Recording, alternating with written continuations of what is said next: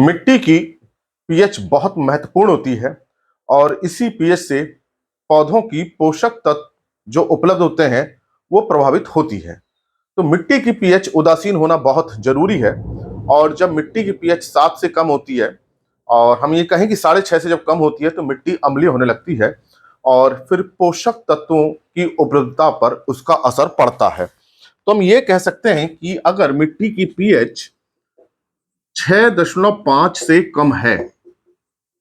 तो हम इसको अम्लीय मृदा मानते हैं और जैसे जैसे पीएच कम होती जाती है उसके अंदर अम्लता बढ़ती जाती है और इस अम्लता के कारण जो अम्ल बन रहे हैं पोषक तत्व प्रभावित होते हैं, उनकी उपलब्धता प्रभावित होती है। इस अम्ल के कारण उनका रूप बदल जाता है और इस रूप के कारण कुछ पोषक तत्वों की उपलब्धता बहुत ज्यादा हो जाती है और कुछ की बहुत कम हो जाती है। तो ये अम्लीय जो भूमि होती है, जो अम्लीय मिट्टी होती है, इस कारण से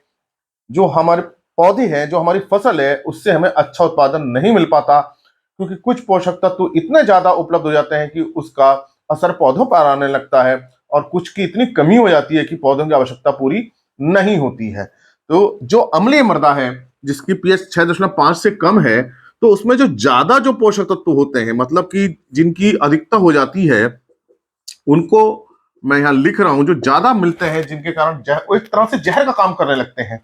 उसमें जो है वो है लोहा है, लोहा इसकी अधिकता हो जाती है, जिंक की अधिकता होती है, इसके अलावा मैग्नीज की बहुत ज्यादा अधिकता हो जाती है और कॉपर जिसे हम तांबा कह सकते हैं उसकी बहुत ज्यादा अधिकता होती है। उसका एल्युमिनियम भी बहुत ज्यादा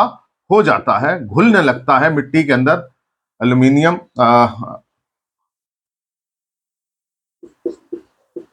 तो ये पोषक तत्व इतने ज्यादा घुल जाते हैं इस अम्ल के कारण, जो अम्ल बन रहे हैं मिट्टी में, कि वो पौधे के लिए जहर का काम करने लगते हैं और पौधों की जड़ों का विकास रुक जाता है, पौधों में पत्तियां कम बनती हैं, पौधे छोटे रह जाते हैं,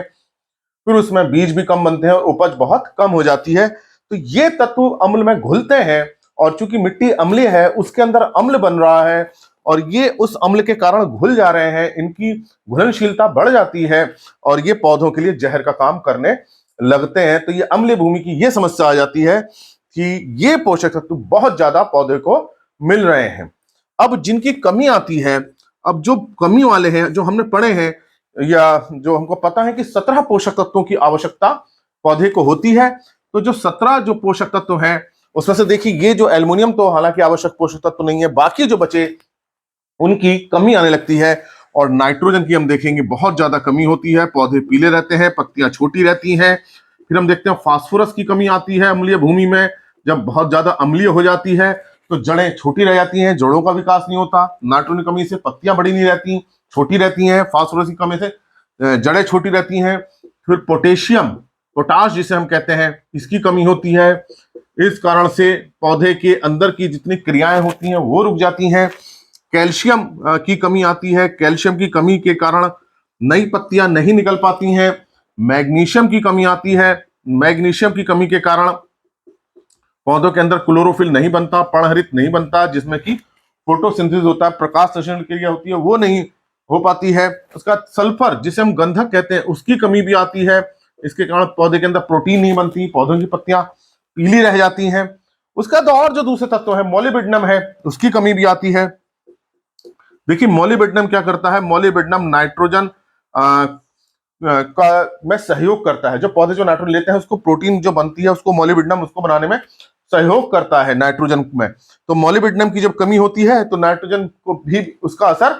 पड़ता है, तो जो दूसरे बाकी पोषक तत्व हैं उनकी कमी आने लगती है। तो खास तौर से हम जब देखते हैं कि अम्लता के कारण ये तत्व तो बहुत ज्यादा घुल गए पानी के अंदर, मिट्टी के अंदर, अब इतने ज्यादा घुल गए कि जड़ उसको लेने लगी और उसका ये जहर बन जाते हैं, विष का काम करने लगते हैं और इनकी कमी होने लगती है। तो